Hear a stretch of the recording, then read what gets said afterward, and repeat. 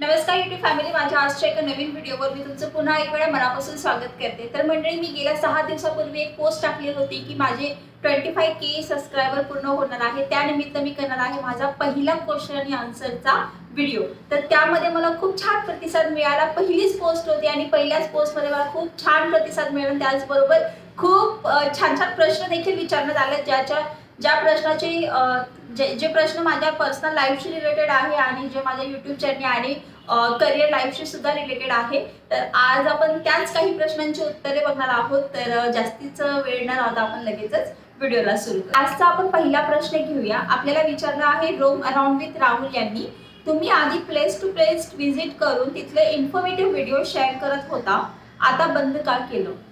तर थँक्यू राहुल, तुम्ही हा प्रश्न विचारल्याबद्दल। तर मला सांगायला नक्कीच आवडेल, ज्यावेळेस मी YouTube स्टार्ट केलं होतं त्यावेळी मी बाहेरचे म्हणजेच आउटडोर शूट करून म्हणजेच डॉक्युमेंटरी व्हिडिओ शेअर करायचे। मग ते रेस्टॉरंट रिलेटेड असू दे, फूड शॉपिंग रिलेटेड असे व्हिडिओ शेअर करायचे, कारण मला गोष्टी एक्सप्लोर करायला आवडायच्या। आज आपल्या चॅनलवरती एवढे सबस्क्रायबर झाले त्यांना माहिती नाहीये, कारण की मी आता डेली व्लॉग शेअर करते। झालं असं की लॉकडाऊन झालं, लॉकडाऊन नंतर बाहेर पडणं बंद झालं आणि कुठेतरी माझा डॉक्युमेंटरी व्हिडिओवरती लॉक लागला।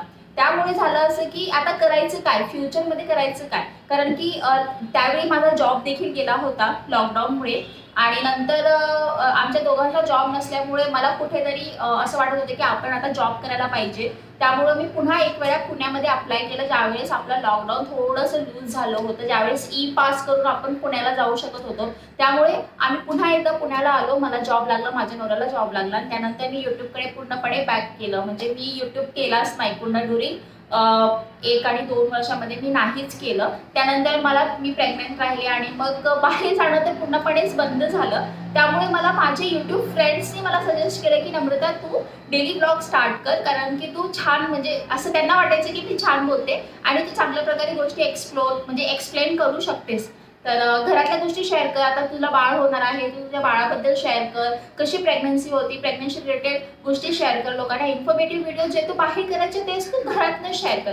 त्याचमुळे कुठेतरी माझा बाहेर जाऊन एक्सप्लोर करायच्या गोष्टी बंद झाल्या आणि आता मी घरातले व्हिडिओ शेअर करते। दीपाली जोगदंड यांनी, तुझी स्किन खूप ग्लो करते, तू 2 मुलांची आई आहेस, अजिबात वाटत नाही, तू स्वतःची काळजी कशी घेतेस? तसेच प्रेग्नन्सीमध्ये स्किन खूप खराब झाली आहे माझी, तू प्रेग्नेंट असताना सुद्धा कशी काळजी घेतली होत, नक्की सांगशील? तुझा शिव आणि वैशू खूप ऍक्टिव्ह आहे, तू कसं गर्भसंस्कार केला आहे, कोणते बुक वाचले आहेस, सगळं शेअर कर। मला पर्सनली ओळखतात, त्यांना माहिती आहे की मला पिंपलचे इश्यूज आहे, मला इवन अजून पण पिंपल्स आहे। जर तुम्ही व्यवस्थित पाहाल तर मला बारीक बारीक स्पॉट्स आहेत पिंपल्सचे। ग्लो करते इन द सेन्स माझी ऑलरेडी स्किन फार ऑइली आहे, त्यामुळे कुठेतरी तो शाईन जो तुम्हाला दिसतोय तो आहे। एक गोष्ट आहे की मी आता माझ्या स्किनची खूप काळजी घेते, खूप म्हणजे खूप, जी हायजीन असते ना ते मी खूप करते। मी काय प्रोडक्ट यूज करते मी तुम्हाला नक्कीच शेअर करेल। काय करते, मी खूप सारं पाणी पिते, सकाळी उठल्या उठल्या न चुकता मी गरम पाण्यामध्ये लिंबू आणि मध टाकून पिते। जर सर्दी असेल तर लिंबू अवॉइड करते आणि मध टाकून पिते। दिवसातून 3 वेळा मी फेस वॉश करते, अगदी 3 ते 4 वेळा देखील होतं, पण 3 वेळा मी फेस वॉश यूज करते आणि इतर वेळी फक्त पाण्याने धुते। त्यानंतर मी काही सिरम्स आहेत ते वापरते, टोनर वापरते, मॉइश्चरायझर वापरते। ह्या सगळ्या गोष्टी केल्यामुळे स्किन कशी माझी हायड्रेट राहते। आणि कसं आहे, थोडंसं असते ना की आपण किती हॅपी राहतो, किती पॉझिटिव्ह राहतो, आपल्या आतमध्ये जे काही चाललेलं असते आपल्या शरीरामध्ये ते आपल्या स्किनवरती सर्वात जास्त लवकर इफेक्ट करतं। त्यामुळे जर तुम्ही आतून खुश असाल, पॉझिटिव्ह असाल तर तुमची स्किन सुद्धा तेवढीच ग्लो करेल आणि तेवढेच तुमच्या चेहऱ्यावरती जो तेज असतो तो दिसून येईल, जो की मला ह्या 2 ते 3 वर्षामध्ये जाणवलं आहे। त्याआधीचं थोडं वेगळं होतं वातावरण आणि आत्ताचं जे आहे ते खूप छान आणि ग्लोईंग आहे। जसं की माझं आयुष्य ग्लोईंग आहे तसंच माझी स्किन सुद्धा सध्या ग्लो करते असं मला वाटतं। आणि गर्भसंस्कार जर म्हटलं तर मी वैष्णवीच्या टायमाला बालाजी तांबे यांचं गर्भसंस्कार वाचलं होतं, पूर्णपणे त्यांची बुक मी कंप्लीट केली होती। त्यानंतर शिवचरणच्या वेळी मी शिवपुराण आणि विष्णुपुराण हे मी स्वतः वाचलं आहे आणि ऐकलं आहे। त्यामुळं हे 2 गोष्टी मी त्यांच्या वेळी केली आहे. आणि सध्या पण मी बुक्स वाचते. मी कुठले कुठले बुक्स वाचते ह्यावर मी नक्कीच ब्लॉग करेन, कारण की एवढ्या बिझी शेड्यूलमध्ये आपल्याला जर पॉझिटिव्ह एनर्जेटिक राहायचं असेल तर आपण काहीतरी आपल्या सेल्फसाठी करायलाच पाहिजे. तर मी ते करत असते, पण सगळ्याच गोष्टी यूट्यूबला शेअर करणं होत नाही, पण मी नक्कीच शेअर करेन. आयुष गेमर यांनीच की तुझे सगळे ब्लॉग शॉर्ट सगळे बघत असतो आणि बायकोला पण दाखवले. तुझे कोल्हापूरची चटणीची रेसिपी बायकोला सांगितली होती आणि ती पोरांना खूप आवडली होती. तर थँक्यू सो मच. असे खूप सारे चटणी आहे ज्या मी तुम्हाला पुढे पण शेअर करत राहणार आहे. असाच सपोर्ट आणि असंच प्रेम कायम माझ्या पाठीशी राहू द्या. ऐश्वर्या उबाळे यांनी, ताई तुझी जर्नी ऐकायची आहे. क्वेश्चन त्यांनी 5 विचारले आहेत, तर आपण आता एकदम शॉर्टकटमध्ये उत्तर देऊया. तुझं लग्न कधी आणि कोणत्या एज मध्ये झालं? माझं लग्न 2013ला, ज्यावेळेस मी 19 कंप्लीट करून 20 वर्षाची होणार होते, त्यावेळेस माझं लग्न झालं. तुझं लव्ह मॅरेज आहे की अरेंज मॅरेज आहे? म्हणजे फार काही डिफिकल्ट नाही मला सांगणं, पण माझं लव्ह कम अरेंज मॅरेज आहे. तुझं एज्युकेशन काय आहे? तर मी हॉटेल मॅनेजमेंट डिग्री होल्डर आहे. चौथा प्रश्न आहे, ताई तू PCOD साठी काय करतेस प्लीज सांग. तर बेसिकली माझे पिरियड्स इनरेग्युलर आहे, रेग्युलर नाही आहे मला लहानपणीपासूनच, पण मला अजून कोणीही क्लिअरली सांगितलेलं नाही की मला PCOD आहे म्हणून. तर मी त्या बाबतीत शोर नाही आहे, पण मी त्याचा पण स्टडी केलेला आहे, त्यामुळे मी थोडंफार नक्की सांगेन. तर PCOD लग्ना आधी होता की लग्नानंतर झाला? आणि PCOD असून सुद्धा तू इतकी स्लिम कशी वाटतेस? तर PCOD वर तू खास वेगळा व्हिडिओ बनव, मला गरज आहे, कारण मला सुद्धा आहे. ह्या सर्व क्वेश्चनचे आन्सर प्लीज नक्की कर. मला खूप उत्सुकता आहे ऐकून घ्यायची. प्लीज हा क्वेश्चन नक्की घे. 100% मी कुणाचेच क्वेश्चन्स असे जाऊ दिलेले नाहीये.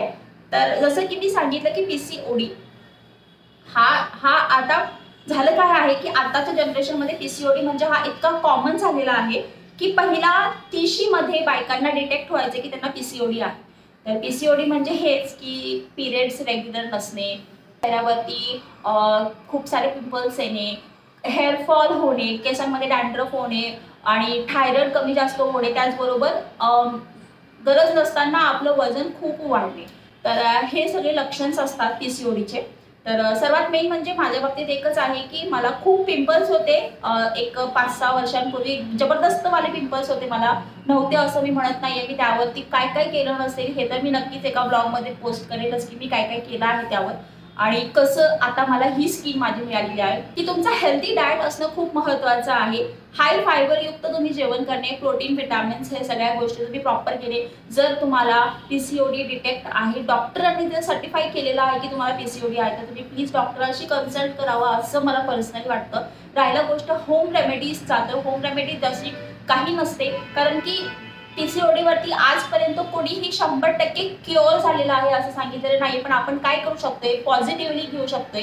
आपण ऍक्टिव्हिटीज करणं खूप महत्त्वाचं आहे. जर आपल्या अंगामध्ये लेझी हार्मोन्स असेल तर PCOD जास्त प्रमाणात वाढू शकते. जर आपण खूप ऍक्टिव्ह असेल, आपला डेली रुटीन परफेक्ट असेल, खूप चांगला असेल, झोपणं आणि उठणं टायमावर असेल, खाणं पिणं टायमावर असेल, खूप जास्त पाणी इंटेक करणं खूप महत्त्वाचं आहे. स्पेशली ज्यावेळेस आपल्याला ह्या सगळ्या गोष्टी असतात आयुष्यामध्ये.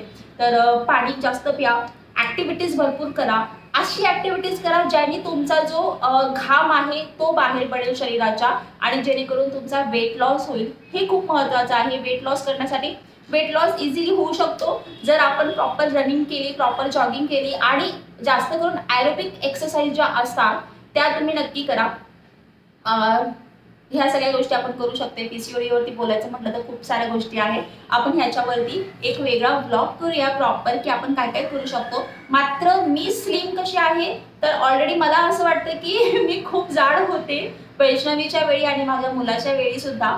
पण कसं असते, काही गोष्टी जेनेटिक असतात. जसं की आपण PCOD म्हणतोय, त्या गोष्टी जेनेटिक असतात, आपल्या आईकडून आपल्याला आलेल्या असतात. जसे की माझ्या आईला पण पिरियड्स रेग्युलर नाही आहेत, त्यामुळे मला पण पिरियड्स रेग्युलर नाही आहे. पण इतर गोष्टी मला सध्या कुठलाहीच त्रास होत नाही, आणि अजूनपर्यंत डॉक्टरांनी मला असं सर्टिफाय केलेलं नाही की तुला PCOD आहे.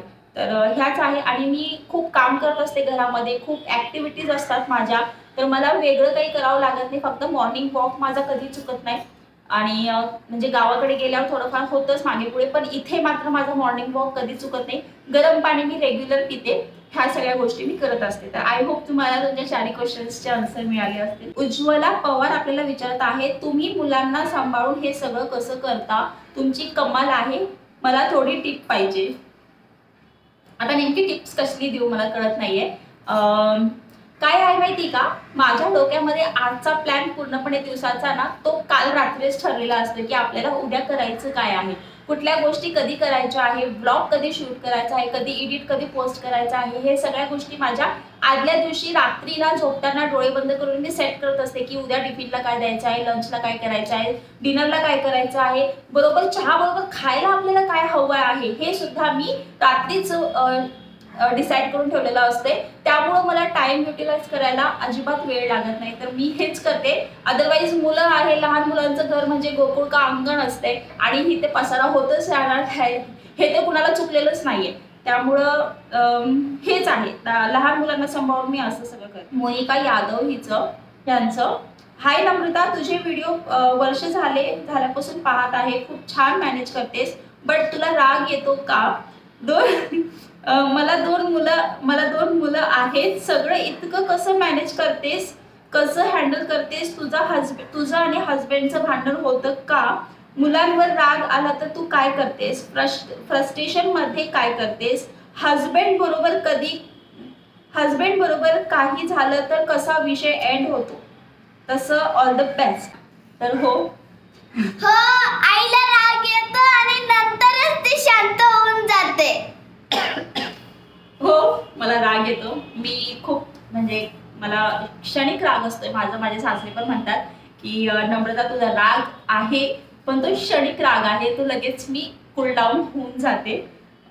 येतो, मला राग येतो. 2 मुलांना हँडल करून तू हे सगळं कसं मॅनेज करतेस वगैरे. तर आता ती सवय झालेली आहे, कुठेतरी असं सगळ्या गोष्टी हँडल करायची मला सवय झालेली आहे. कारण की लहानपणीपासून मुलं हे माझ्या जबाबदारीवर होते. कधी असं आजोबा आजी, कारण की आम्ही ऑलरेडी बाहेर राहतो त्यामुळे फक्त सुट्ट्यांमध्येच आजोबा आजीकडे जातो, तर तेवढंच मला रिलीफ मिळतं. पण आता कसं अंगावर पडल्यामुळे त्या सगळ्या गोष्टी ऑटोमॅटिक होऊन जातात. हस्बंडचं आणि तुझं भांडण होतं का? हसून भांडण होते आणि नंतर मग शांत होऊन जाते. तर हे टॉम अँड जेरी सारखे असतात. आमच्यात भांडणं होत नाही मी असं मुळातच म्हणणार नाही. आमच्यात भांडणं होतात, पण तो विषय एवढा क्षुल्लक असतो ना, म्हणजे मी तुम्हाला सांगू शकत नाही की इतक्या क्षुल्लक गोष्टीवर ना आमचे टॉम अँड जेरी सारखे भांडणं होतात. आणि भांडणं नाही म्हणता येणार, दॅट्स लाईक अ नोक जोक. आणि ते पण माझ्या चेहऱ्यावरती स्माईल असते, सचिनच्या चेहऱ्यावरती स्माईल असते, पण स्माईल मध्ये आम्ही एकमेकाला असे टोमणे देतो. नंतर आम्ही एकदम कूल डाऊन होतो. त्याच्या 5व्या मिनिटाला आम्ही इतके लवकर कूल डाऊन होऊन जातो ना की आमच्या लग्नाला 10 वर्ष झालेले आहेत. सुरुवातीच्या काही काळामध्ये प्रत्येक नवरा बायकोमध्ये भांडणं होत असतात. तर तिथं स्वाभाविक आहे, एकमेकाचं रिलेशन, एकमेकाचं स्वभाव ओळखण्यामध्ये आपला एवढा वेळ निघून जातो.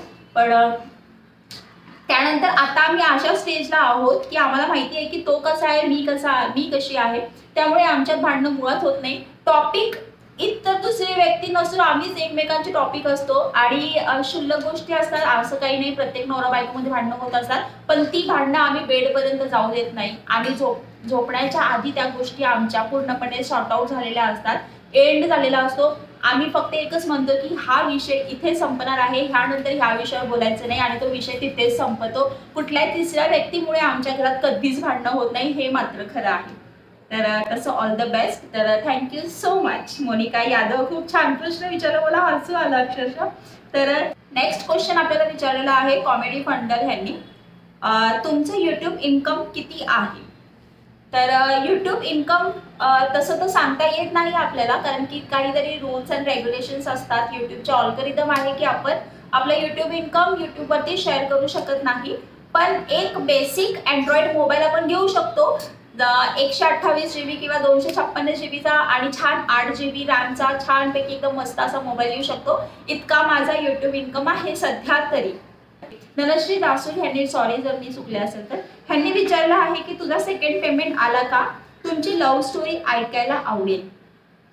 तर हो, माझं सेकंड पेमेंट घेऊन बरेच दिवस झाले, 3rd आणि 4th पण आलेला आहे. तर लव्ह स्टोरी असं असतंय की अरेंज मॅरेज असू दे की लव्ह मॅरेज असू दे, स्टोरी ही प्रत्येकाची तेवढी सुंदर असते. तर आज सध्या मी त्या कम्फर्ट झोनमध्ये नाही आहे की मी माझी लग्नाची स्टोरी शेअर करावी. नक्कीच तो दिवस येईल, कारण की मलाही वाटतं की आमची पण स्टोरी शेअर करावं लग्नाची, कशी आहे आणि कशी होती आणि आतापर्यंतची जर्नी कशी आहे. तर आय होप माझी यूट्यूब फॅमिली अजून थोडी मोठी होऊ दे, मला आवडेल आणि दोघं मिळून छानपैकी ती स्टोरी शेअर करू. प्रेरणा कॉर्नर आपल्याला विचारत आहे, एक मुलगी ज्यावेळी तिचं लाईफ पार्टनर चूज करते, स्पेशली जेव्हा लव्ह रिलेशनशिपमध्ये असते, त्यावेळी एका मुलीने मुलाचा फायनान्शियली बॅकअप पाहिला पाहिजे का? ओके, कारण आफ्टर ऑल पूर्ण लाईफ स्पेंड करायची असते. सध्याची जनरेशन खूप झटपट निर्णय घेऊन पछतावते. अशा वेळी तुझा पॉइंट ऑफ व्ह्यू काय आहे सांग. आपण ज्या जनरेशनमधून आलो आहोत ती जनरेशन आणि आजच्या जनरेशनमध्ये खरंच खूप फरक आहे. 90sच्या गोष्टी आणि आत्ताच्या गोष्टीमध्ये खरंच खूप डिफरंट आहे. तर एक मुलगी ज्यावेळी लाईफ पार्टनर चूज करते, स्पेशली जेव्हा ती लव्ह रिलेशनशिपमध्ये असते, लग्न भले तुमच्या आईवडिलांनी लावून दिलेलं असावं किंवा तुम्ही चूज केलेला पार्टनर असावा, माझ्या मते मला असं वाटतं की एक आपल्या ज्या बेसिक गरजा असतात, जसं की खाऊन पिऊन आपण सुखी राहिलो पाहिजे, एवढंच मला वाटतं. बाकी राहिल्या गोष्ट पैशांचा, आता ते काय आपण दोघं मिळून पण कमवू शकतो, असा माझा पॉइंट ऑफ व्ह्यू होता. मला कधीच प्रॉपर्टी, बंगला, गाडी, कार असलं कधीच पाहिजे होतं. तर असं मला वाटतं की नवरा जर चांगला असेल तर आपण सुखी राहू शकतो. बाकी गाडी, घर, बंगला, शेती, प्रॉपर्टी बघून जर आपण घेतलं, एखाद्याबरोबर लग्न केलं किंवा आपल्या आई वडिलांनी लावून दिलं आणि तो मुलगाच जर व्यसनी असला आणि बायकोला मारहाण करणारा असला, बाहेर लफडी करणारा असला, तर शेवटी ते प्रॉपर्टी आणि बंगला, गाडी, कारचा काहीच फायदा नाही. आपल्या फक्त बेसिक गरजा पूर्ण करणारा मुलगा सुद्धा आपल्याला सुखीच ठेवू शकतो. आणि पैसे काय आहे, म्हणतात ना, पैसे हात का मेल आहे, तसंच आहे. आपण मिळून सुद्धा आपल्यामध्ये तेवढी जर क्षमता असेल, आपण तेवढे पॉझिटिव्ह असेल, तर आपण मिळून काम करून व्यवस्थित आपलं संसार छान चालू शकतो आणि श्रीमंत देखील होऊ शकतोय. लक कुणाचं कधी चमकेल सांगता येत नाही. सध्याची जनरेशन खूप झटपट निर्णय घेऊन पछतावते. अशा वेळी तुझा पॉइंट ऑफ व्ह्यू काय आहे?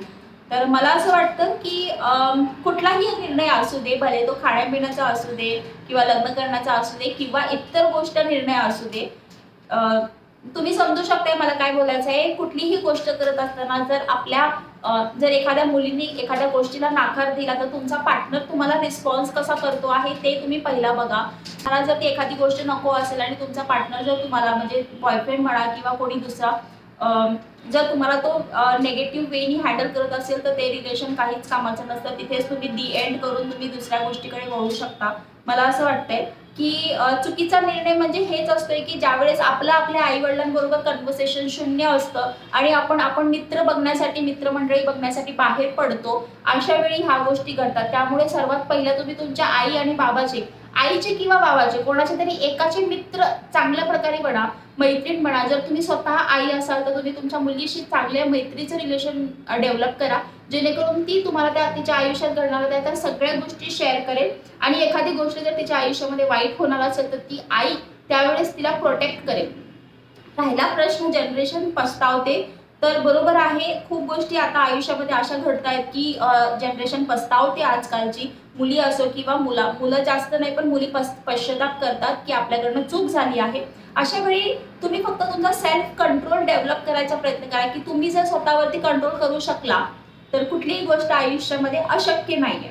ठीक आहे, देवाचं नामस्मरण करा. मी माझ्या मुलीला पण ते सांगते, देवाचं नामस्मरण करणे, मेडिटेशन करणे, आपल्या आवडती मोटिवेशनल स्पीकर्सचं ऐकणे, मोटिवेशनल गोष्टी ऐकणे, ह्यातनं तुम्हाला नक्कीच काय म्हणतात त्याला, पॉझिटिव्ह स्ट्रेंथ मिळते आणि तुम्ही आयुष्यामध्ये पाहिजे ते तुम्ही करू शकता.